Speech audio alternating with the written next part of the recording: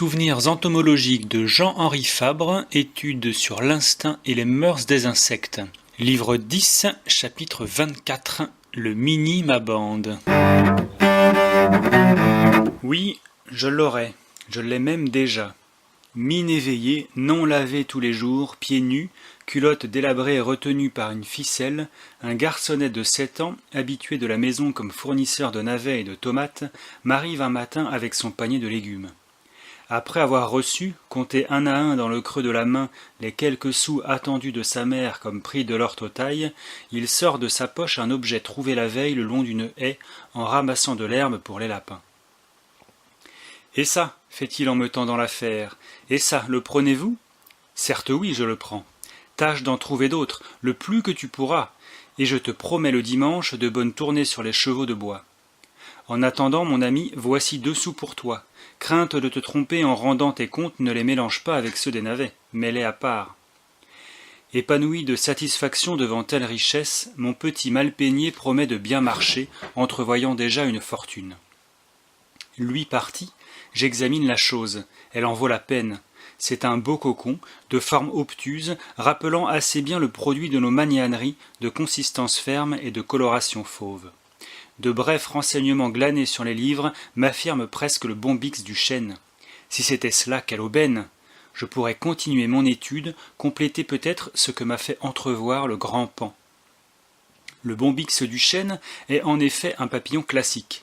Il n'est pas de traité d'entomologie qui ne parle de ses exploits en temps de noces. Une mère, dit-on, vient d'éclore en captivité à l'intérieur d'un appartement et même dans le secret d'une boîte. Elle est loin de la campagne, dans le tumulte d'une grande ville. L'événement est néanmoins divulgué aux intéressés dans les bois et les pelouses. Guidés par une boussole inconcevable, les mâles arrivent, accourus des champs lointains. Ils vont au coffret, l'auscultent, virent et revirent. Ces merveilles m'étaient connues par la lecture, mais voir, de ses propres yeux voir, et du même coup expérimenter un peu, c'est bien autre chose. Que me réserve mon acquisition de 2 sous? En sortira-t-il le fameux bombix? Appelons-le de son autre nom, le mini-mabande. Cette originale dénomination de minime est motivée par le costume du mâle, robe monacale d'un roux modeste. Mais ici la bure est délicieux roux, avec bandes transversales pâlies et petits points blancs oculés sur les ailes antérieures. Le mini-mabande n'est pas ici papillon trivial. De capture probable si, en temps opportun, le désir nous vient de sortir avec un filet. Autour du village, dans l'enclos de ma solitude en particulier, il ne m'est pas arrivé de le voir après une vingtaine d'années de séjour. Je ne suis pas chasseur fervent, il est vrai. L'insecte mort des collections m'intéresse fort peu. Il me le faut vivant, dans l'exercice de ses aptitudes. Mais à défaut du zèle du collectionneur, j'ai le regard attentif à tout ce qui anime les champs. Un papillon si remarquable de taille et de costume ne m'aurait certes pas échappé si je l'avais rencontré. Le petit chercheur que j'avais si bien alléché avec la promesse des chevaux de bois, plus jamais ne fit seconde trouvaille. Pendant 3 ans, j'ai mis en réquisition amis et voisins, les jeunes surtout, perspicaces gratteurs de broussailles. J'ai gratté moi-même beaucoup sous les amas de feuilles mortes. J'ai inspecté les tas de pierrailles, j'ai visité les troncs caverneux. Peines inutiles, le précieux cocon restait introuvable. C'est assez dire que le minime à bande est très rare autour de ma demeure. Le moment venu, on verra l'importance de ce détail. Comme je le soupçonnais, mon unique cocon appartenait bien au célèbre papillon. Le 20 août, il en sort une femelle, corpulente et ventrue, costumée comme le mâle, mais à robe plus claire, tournant au nankin. Je l'établis sous cloche en toile métallique, au centre de mon cabinet. Sur la grande table de laboratoire, encombrée de livres, bocaux, terrines, boîtes, éprouvettes et autres engins. On connaît les lieux, les mêmes que pour le grand Pan. 2 fenêtres donnant sur le jardin éclairent la pièce. L'une est fermée, l'autre est maintenue jour et nuit ouverte. C'est entre les deux, à la distance de 4 à 5 mètres, que le papillon est établi dans la pénombre. Le reste de la journée et le lendemain se passent sans rien amener digne de mention. Appendue par les griffes d'avant au treillis, du côté de la lumière, la prisonnière est immobile, inerte.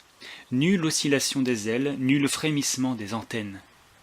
Ainsi faisait la femelle du grand Pan.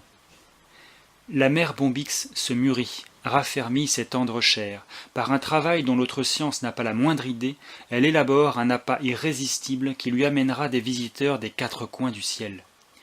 Que se passe-t-il dans ce corps ventru? Quelles transmutations s'y accomplissent pour révolutionner après les alentours?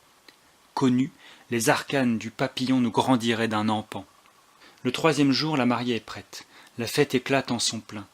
J'étais dans le jardin, désespérant déjà du succès, tant les choses traînaient en longueur, lorsque, vers les 3 heures de l'après-midi, par un temps très chaud et un soleil radieux, j'aperçus une foule de papillons tourbillonnant dans l'embrasure de la fenêtre ouverte. Ce sont les amoureux qui viennent faire visite à la belle. Les uns sortent de l'appartement, d'autres entrent, d'autres stationnent sur le mur, s'y reposent comme harassés d'un long parcours. J'en entrevois qui viennent de loin, par-dessus les murailles, par-dessus les rideaux de cyprès. Il en accourt de toutes les directions, mais de plus en plus rares. J'ai manqué le début de la convocation, et maintenant les invités sont à peu près au complet. Allons là-haut. Cette fois en plein jour, sans perdre un détail, je revois le spectacle étourdissant auquel m'a initié le gros papillon nocturne. Dans le cabinet vole une nuée de mâles que j'évalue du regard à une 60aine, autant qu'il est possible de se reconnaître dans cette mobile confusion. Après quelques circuits autour de la cloche, divers vont à la fenêtre ouverte, tout aussitôt reviennent, recommencent leurs évolutions. Les plus empressés se posent sur la cloche, se harcèlent de la patte, se bousculent, cherchent à se supplanter aux bons endroits. De l'autre côté de la barrière, la captive, sa grosse panse pendante contre le treillis, attend, impassible. Pas un signe d'émoi de sa part devant la turbulente cohue. Sortant ou rentrant, assidus à la cloche ou voletant dans la salle, ils ont pendant plus de 3 heures continué leur sarabande effrénée. Mais le soleil baisse, la température fraîchit un peu. Se refroidit aussi l'ardeur des papillons. Beaucoup sortent, ne rentrent plus.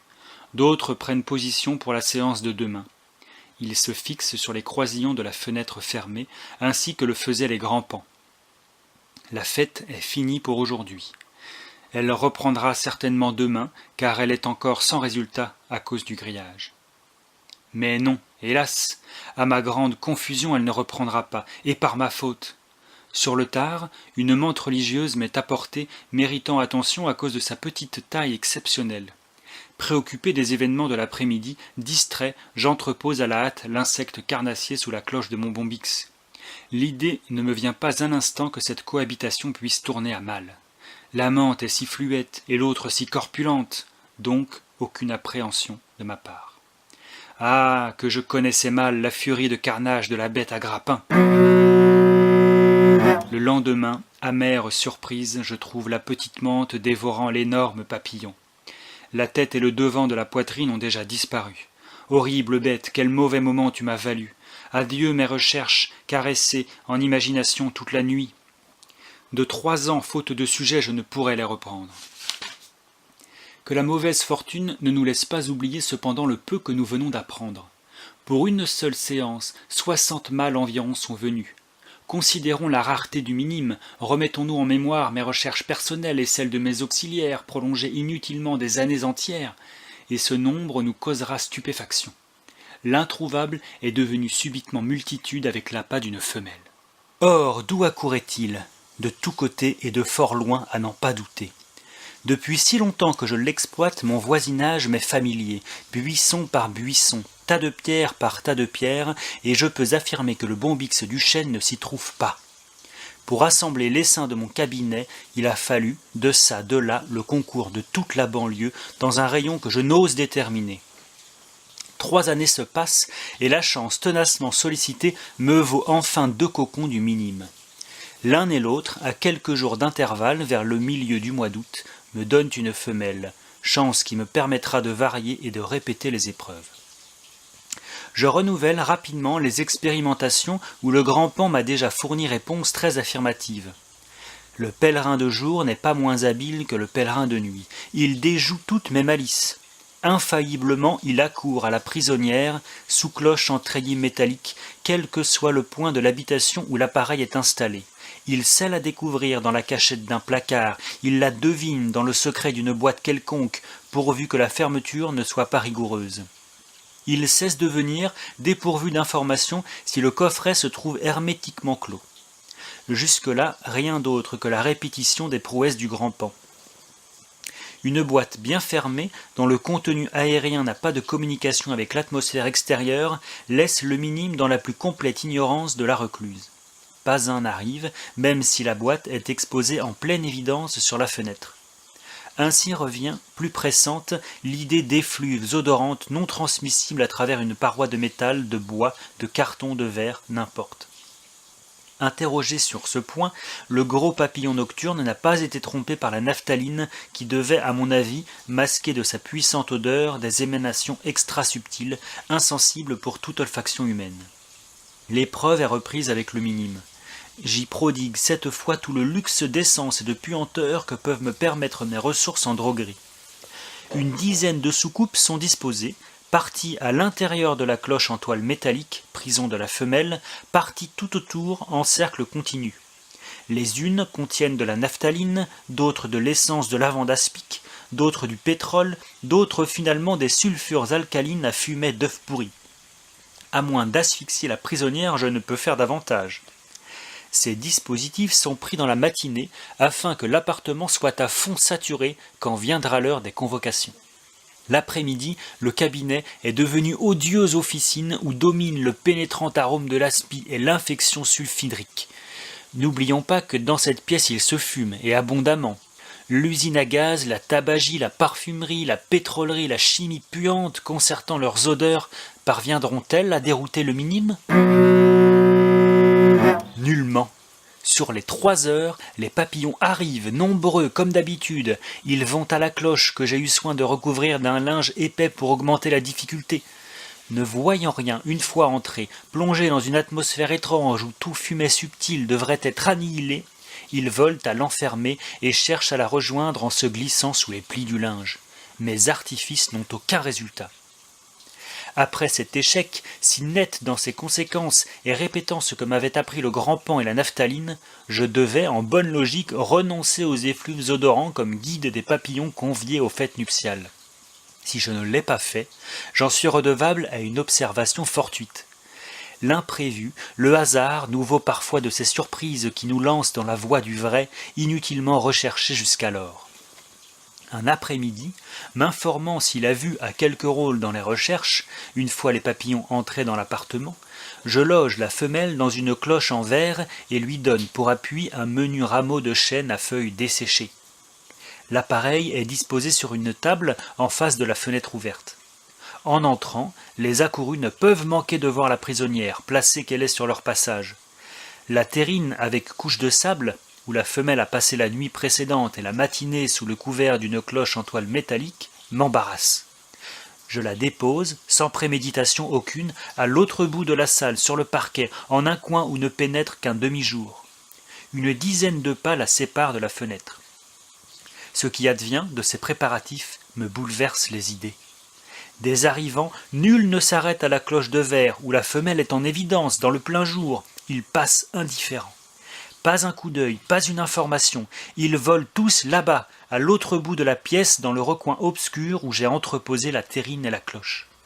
Ils prennent pied sur le dôme en treillis, longtemps l'explorent, battant des ailes et se gourmand un peu. Tout l'après-midi, jusqu'au déclin du soleil, c'est, autour du dôme désert, la sarabande que susciterait la réelle présence de la femelle. Enfin, ils partent, non tous, il y a des obstinés qui ne veulent s'en aller, cloués là par une attraction magique. Étrange résultat, vraiment. Mes papillons accourent où il n'y a rien, y stationnent, non dissuadés par les avis répétés de la vue, ils passent sans le moindre arrêt à côté de la cloche en verre, où la femelle ne peut manquer d'être aperçue par l'un ou l'autre des allants et des venants. Affolés par un leurre, ils n'accordent attention au réel. De quoi sont-ils dupes ? Toute la nuit précédente et toute la matinée, la femelle a séjourné sous la cloche en toile métallique, tantôt appendue au treillis, tantôt reposant sur le sable de la terrine. Ce qu'elle a touché, surtout de son gros ventre apparemment, s'est imprégné, à la suite d'un long contact, de certaines émanations. Voilà son appât, son filtre amoureux, voilà ce qui révolutionne le monde des minimes. Le sable, quelque temps, le garde et en diffuse les effluves à la ronde. C'est donc l'odorat qui guide les papillons, les avertit à distance. Subjugués par l'olfaction, ils ne tiennent compte des renseignements de la vue. Ils passent outre devant la prison de verre où la belle est maintenant captive. Ils vont au treillis, au sable, où se sont épanchées les burettes magiques. Ils accourent au désert où plus rien ne reste de la magicienne que le témoignage odorant de son séjour. L'irrésistible philtre demande un certain temps pour être élaboré. Je me le représente comme une exhalaison qui petit à petit se dégage et sature les objets en contact avec l'immobile ventru. Si la cloche de verre repose en plein sur le sable, ou mieux sur un carreau de vitre, la communication entre l'intérieur et l'extérieur est insuffisante, et les mâles, ne percevant rien par l'odorat, n'arrivent pas si longtemps que se prolonge l'épreuve. Actuellement, je ne peux invoquer ce défaut de transmissibilité à travers un écran, car si j'établis une large communication, si je soutiens la cloche à distance du support au moyen de 3 cales, les papillons n'arrivent pas tout d'abord, quoique nombreux dans l'appartement. Mais attendons une demi-heure, plus ou moins, l'alambic aux essences féminines travaille et l'affluence des visiteurs se fait comme à l'ordinaire. En possession de ces données, éclaircies inattendues, il m'est loisible de varier les épreuves, toutes concluantes dans le même sens. Le matin, j'établis la femelle sous une cloche en treillis métallique. Son reposoir est un petit rameau de chêne pareil au précédent. Là, immobile, comme morte, elle stationne de longues heures, ensevelie dans le paquet de feuillage qui doit s'imprégner de ses émanations. Quand s'approche le moment des visites, je retire le rameau, saturé à point, et le dépose sur une chaise non loin de la fenêtre ouverte. D'autre part, je laisse la femelle sous sa cloche, bien en évidence sur la table, au milieu de l'appartement. Les papillons arrivent, d'abord 1, puis 2, 3, bientôt 5 et 6. Ils entrent, sortent, rentrent, montent, descendent, vont et viennent, toujours au voisinage de la fenêtre, non loin de laquelle est la chaise avec son rameau de chêne. Aucun ne se dirige vers la grande table, où quelques pas plus avant dans la pièce, la femelle les attend sous le dôme en treillis. Ils hésitent, cela se voit clairement, ils cherchent. Enfin ils trouvent. Et que trouvent-ils? Juste le rameau qui la matinée a servi de lit à la matrone pansue. Les ailes en rapide agitation, ils prennent pied sur le feuillage, ils l'explorent dessus et dessous, le sondent, le soulèvent, le déplacent, tant qu'à la fin le léger fagot tombe sur le parquet. Les sondages entre les feuilles ne continuent pas moins. Sous le choc des ailes et les coups de griffette, maintenant le paquet court à terre, semblable au chiffon de papier qu'un jeune chat fouette de la patte. Tandis que le ramuscule s'éloigne avec sa bande d'investigateurs, 2 nouveaux arrivants surviennent. Sur leur passage à la chaise, quelque temps support de la brindille feuillée, ils s'y arrêtent et ardemment cherchent au point même que tantôt recouvrait le rameau. Cependant, pour les uns et pour les autres, l'objet réel de leur désir est là, tout près, sous un treillis que j'ai négligé de voiler. Nul n'y prend garde. Sur le parquet, on continue de bousculer la couchette où la femelle gisait le matin. Sur la chaise, on continue d'ausculter le point où cette literie était d'abord entreposée. Le soleil baisse, l'heure de la retraite vient. D'ailleurs, les effluves passionnels s'affaiblissent, se dissipent. Sans plus, les visiteurs s'en vont. À demain. Les épreuves suivantes m'apprennent que toute manière, n'importe laquelle, peut remplacer le rameau feuillé, mon inspirateur accidentel. Quelque temps à l'avance, je pose la femelle sur une couchette, tantôt de drap ou de flanelle, tantôt de ouate ou de papier. Je lui impose même la dureté d'un lit de camp en bois, en verre, en marbre, en métal. Tous ces objets, après un contact de quelque durée, ont sur les mâles la même puissance attractive que la mère minime elle-même. Ils conservent cette propriété, les uns plus, les autres moins, suivant leur nature. Les meilleurs sont l'ouate, la flanelle, la poussière, le sable, enfin les objets poreux. Les métaux, le marbre, le verre, au contraire, perdent vite leur efficacité. Enfin, toute chose sur laquelle la femelle a stationné communique ailleurs par contact ses vertus attractives. C'est ainsi que les papillons accourent à la paille de la chaise après la chute du rameau de chêne. Servons-nous de l'un de ces meilleurs lits, de la flanelle par exemple, et nous verrons curieuse chose. Au fond d'une longue éprouvette ou bien d'un bocal à étroit goulot, juste suffisant pour le passage du papillon, je mets un morceau de flanelle, reposoir de la mère toute la matinée. Les visiteurs entrent dans les ustensiles, s'y débattent, ne savent plus sortir. Je leur ai créé une souricière où je pourrais les décimer. Délivrons les malheureux et retirons le morceau d'étoffe que nous enfermerons dans le secret absolu d'une boîte bien close. Les étourdis reviennent à l'éprouvette, replongent dans le traquenard. Ils sont attirés par les effluves que la flanelle imprégnée a communiquées au verre. La conviction est faite. pour convier aux noces les papillons des alentours, les avertir à distance et les diriger, la nubile émet une senteur d'extrême subtilité, insaisissable par notre olfaction. Les narines sur la mer minime, nul de mon entourage ne perçoit la moindre odeur, même les plus jeunes à sensibilité non encore émoussée. De cette quintessence aisément s'imprègne tout objet où quelque temps la femelle repose, et cet objet devient dès lors, à lui seul, tant que ses effluves ne sont pas dissipés, un centre d'attraction aussi actif que la mer elle-même. Rien de visible ne dénonce l'appât. Sur le papier, couchette récente autour de laquelle s'empressent les visiteurs, nulle trace appréciable, nulle mouillure, la surface est nette tout aussi bien qu'avant l'imprégnation. Le produit est d'élaboration lente et doit s'accumuler un peu avant qu'il se révèle dans sa pleine puissance. Enlevée de son reposoir et placée ailleurs, la femelle perd momentanément ses attraits et devient indifférente. C'est au reposoir, saturé par un long contact, que les arrivants se portent. Mais les batteries se remontent et l'abandonné reprend son pouvoir. L'apparition du flux avertisseur est plus ou moins tardive suivant l'espèce. La récente éclose a besoin de se mûrir quelque temps et de disposer ses alambics. Née dans la matinée, la femelle du grand paon a des visiteurs parfois le soir même, plus souvent le lendemain, après une quarantaine d'heures de préparatifs. Celle du minime diffère davantage les convocations. Ces bancs de mariage ne sont publiés qu'après 2 ou 3 jours d'attente. Revenons un moment sur le rôle problématique des antennes. Le mâle minime en a de somptueuses, pareilles à celles du grand paon, son émule en expédition matrimoniale. Convient-il de voir boussole directrice dans la pile de leurs feuillets ? Je recommence, sans trop y insister, mes amputations d'autrefois. Aucun des opérés ne revient. Gardons-nous de conclure. Le grand paon nous a dit à quel motif autrement sérieux que des cornes tronquées se rapporte le défaut de retour.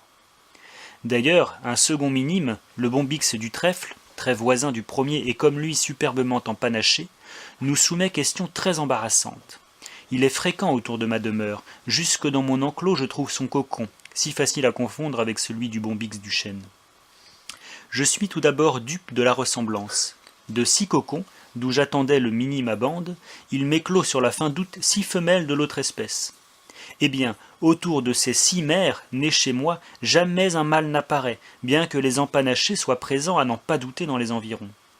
Si les antennes amples et plumeuses sont vraiment des appareils d'information à distance, pourquoi mes voisins somptueusement encornés ne sont-ils pas prévenus de ce qui se passe dans mon cabinet ? Pourquoi leur beau panache les laisse-t-il froids à des événements qui feraient accourir en foule l'autre minime ? Encore une fois, l'organe ne détermine pas l'aptitude. Tel est doué et tel autre ne l'est pas, malgré la parité organique. Fin. C'était Mathieu pour Naturalix, mis en musique par Gulvenka et assemblé soigneusement par Sébastien Girard. À bientôt pour de nouvelles lectures.